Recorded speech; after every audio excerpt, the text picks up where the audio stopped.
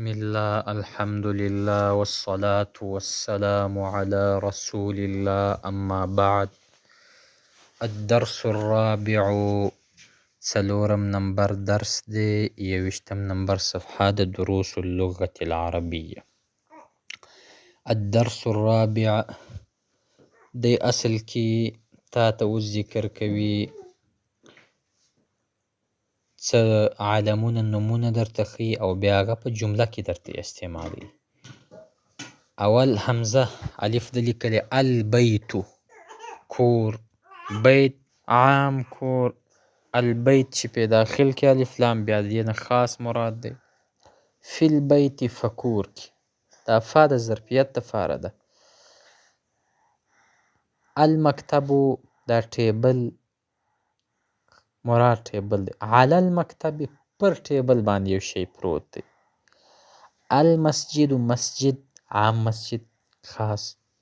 فی المسجد په مسجد کې یو کس دی. زه وایم چې زید فی المسجد دا زید په مسجد کې دی. دا فی د ظرف دپاره نه راځي، د ظرف مکاني د زید دپاره. السریر کټ علی السریر، زه وایم چې نام زید علی السریر، زید وده شو پر کټ باندې. نو علا دا د استعلا دپاره راځي. الرحمن علی العرش استوى، نو علی السریر معنا زید پر کټ باندې دی. باجوز اوس دلته دی د فی مثالونه تا ته ذکر کوي. یو څوک سوال این محمد، محمد چیرې دی؟ این محمد، محمد چرته دی؟ این زید، زید چرته دی؟ نو جواب کې هو فی الغرفة، هغه په غرفه کې دی، په هغه کوټه هغه کمره کې دی. یعنی هغه د غایب لپاره هو استعمالیږي. و این یاسر، باجوز کې ګوره و این یاسر چیرې دی؟ هو فی الحمام، هغه په حمام کې دی. و این آمنة، آمنه چرته ده؟ جواب هي فی المطبخ، هغه په مطبخ په اشپزخانه کې ده. اشپزخانې ته مطبخ وایي په عربي کې. څلورم بدل کې این الکتاب، دا کتاب چیرې دی؟ هو علی المکتب، هغه پر ټیبل باندې پروت. نو دلته ګوره د فی او د علا مثالونه د بیان کړل چې دا فی د ظرفیت دپاره راځي. دا کمره دا کوټه ظرف دی. فی الحمام د حمام ظرف دی ځای. فی المطبخ اشپزخانه ځای. علا چې بیا د استعلا د لوړوالي دپاره راځي. یعنی دا کتاب این الکتاب، کتاب چیرې دی؟ هو علی المکتب، دا کتاب پر ټیبل باندې اوچته پروت دی، یعنی غالبه دی باندې. و این الساعة، ساعت چرته دی؟ هي علی السریر، هغه پر کټ باندې دی. یا المطبخ، بیا د مثال د مطبخ ورکړی، مطبخ وی اشپزخانې ته ویل کیږي. تمرین تمارین. اول اجب عن الاسئلة الآتیة، جواب راکړه د را روانو سوالونو. این الکتاب، کتاب چرته دی؟ جواب کې څه ورته ووایه؟ هو علی المطبخ، علی المکتب، هغه پر مکتب باندې لوړ پروت، یعنی پر کټ باندې. این محمد، محمد چرته دی؟ هو فی الغرفة، هغه په غرفه کې دی، په هغه کمره کې.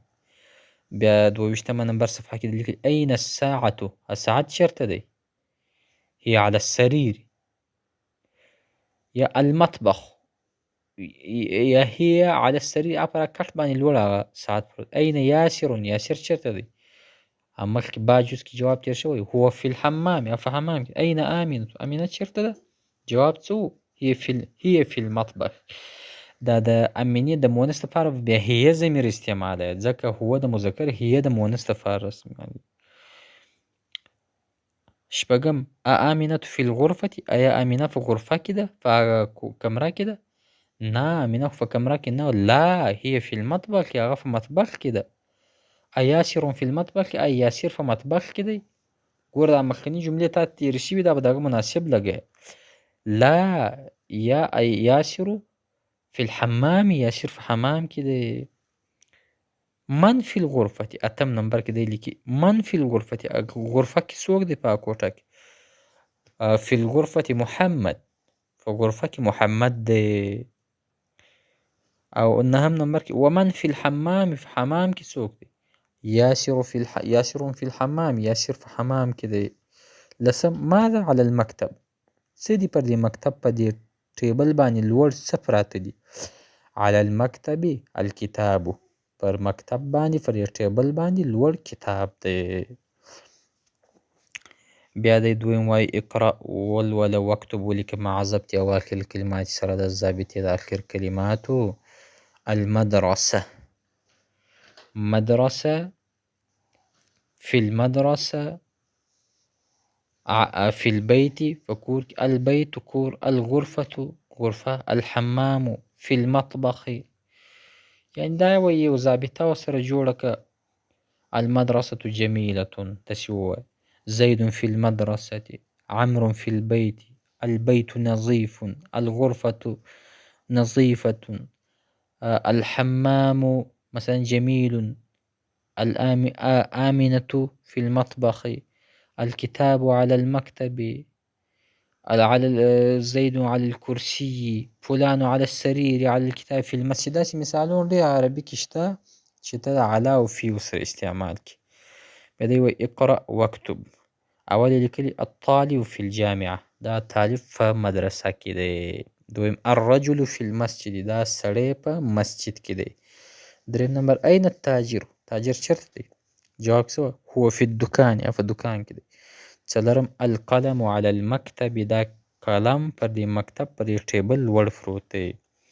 پنځم نمبر کې لیکي این زینب، زینبه چېرته ده؟ هي فی الغرفة، هغه په هغه غرفه کې ده. شپږم نمبر این الورق، هغه ورقه چېرته ده؟ هو علی المکتب، هغه پر ټیبل باندې لوړه پرته ده. درویشتم نمبر صفحه کې بیا اووم نمبر کې دی لیکي این المدرس، چېرته دی مدرس؟ هو فی الفصل، هغه په فصل کې دی. اتم نمبر این یاسر، یاسر چېرته دی؟ هو فی المرحاض، هغه په باتروم کې دی. واشروم ته مرحاض، دې ته واشروم وایي په عربي کې، باتروم ته مرحاض وایي. نهم الشمس والقمر، لمر او سپوږمۍ فی السماء، په اسمان کې. لسم من فی الفصل، فصل کې څوک دی؟ المدرس فی الفصل. بیا د الف جز لیکلی دی محمد، خالد، حامد، یاسر، عمار، سعید، علی، عباس، آمینه، زینب، فاطمه، مریم، عایشه، خدیجه، صفیه، رقیه. اقرأ ولوله واکتب مع ضبط اواخر الکلمات، وایي ضبط که اخر د کلمې. حامد، زینب، آمینه، عمار، سعید، فاطمه، مریم، علی. دا هم دغه اسما نومونه دي چې تاته یې درښیي. په دې څلورویشتمه نمبر صفحه کې با جز کې تاته دی څه ناڅه سوالات او جوابات درښیي. اول دی تاته وایي البیت کور، من البیت تر کور، دا میم بیا د انتها لپاره راځي، تر کوره پورې. المسجد مسجد، الی المسجد دا د انتها لپاره راځي، تر مسجده پورې. بیا دی سوالونه کوي، الجوابونه یې کوي. المدرس، استاد وایي من این انت، ته د کوم ځای ای وروره؟ نو جواب کې محمد ورته انا من الیابان، زه د یابان نه یمه.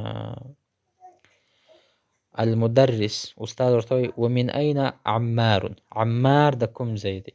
محمد هو فی من الصین، هغه د چین څخه دی. المدرس ومن این حامد، حامد د کوم ځای دی؟ محمد ورته وایي هو من الهند، هغه د هند دی. المدرس، استاد وایي این عباس، عباس چېرته دی؟ محمد وایي خرج، ووتی. المدرس وایي این ذهب، چېرته لاړی؟ محمد وایي ذهب الی المدیر، هغه مدیر ته ورلی. المدرس، مدرس ورته وایي و این ذهب علی، علی چېرته لاړی؟ محمد ورته وایي ذهب الی المرحاض، هغه لاړی باتروم ته. بیا تمارین پنځه ویشتم نمبر صفحه کې وایي اجب عن الاسئلة الآتیة، جواب راکړه د راروانو سوالونو څخه. من این انت، ته د کوم ځای وروره؟ مثلا ته ووایه انا من افغانستان، زه د افغانستان څخه یم. دویم اانت من فیلیپین، آیا ته د فیلیپین نه یې؟ لا انا من افغانستان، زه د افغانستان یم. دریم من من الصین، د څوک دی د چین نه؟ مثلا عمار من الصین، عمار د چین دی. څلورم من این حامد، حامد د کوم ځای دی؟ تا د مخکې تېر سو. چې من أين هو من الهند، هغه د هند څه دی. أين ذهب عباس، عباس چیرې لاړ. خرج من الفصل، هغه د فصل نه ووتی. جواب کې به داسې ولیکي. شپږم أذهب علي إلى المدير، علي لاړې مدیر له. لا ذهب إلى المرحاض، هغه باتروم ته لاړې. دویم وایي اقرأ ولوله واكتب مع ضبط أواخر الكلمات الغرفة من الغرفة، یعنې دا جملې جوړې کړه چې هغه آسان جملې دي. الغرفة جميلة، ذهبت من الغرفة، یا خرجت من الحمام، أتيت إلى المرحاض.